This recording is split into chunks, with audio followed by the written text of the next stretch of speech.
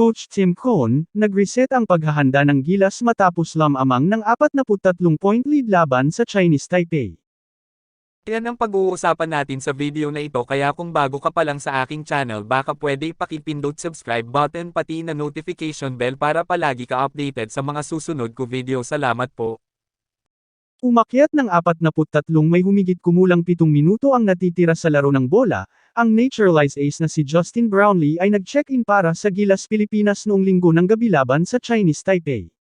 Ang iba pang starters, Kai Soto, Dwight Ramos, Calvin Aftana at Scotty Thompson, ay sumunod sa ilang sandali kahit na ang laro ay wala ng pagdududa.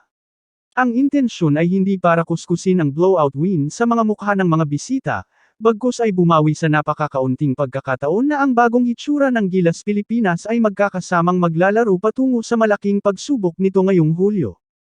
Hindi namin sinubukang pataasin ang score sa pamamagitan ng pagdadala sa unang grupo. Ito ay isang pagkakataon para sa amin upang makuha ang unang grupo na lumabas at maglaro ng magkasama, sabi ni National Coach Tim Cohn sa takong ng 106 hanggang 53 pagkatalo sa PhilSports Arena sa Pasig City. Ang bawat pagkakataon para sa amin ay magiging mahalaga dahil mayroon kaming limitadong mga pagkakataon. Kailangan nating gawin ito sa paraang iyon. Hindi kami tulad ng ibang teams, he added.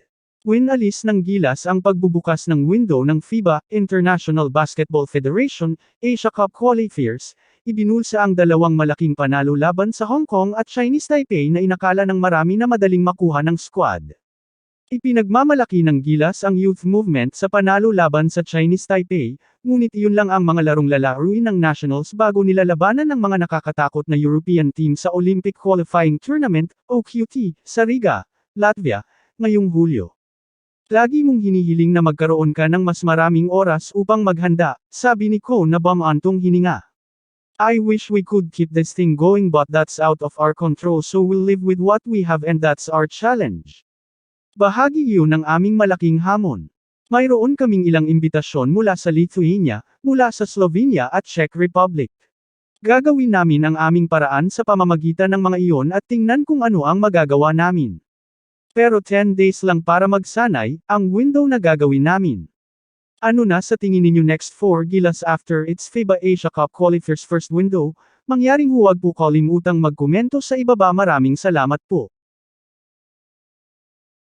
Huwag mo kalimutan mag-like and subscribe sa aking channel. Maraming salamat po.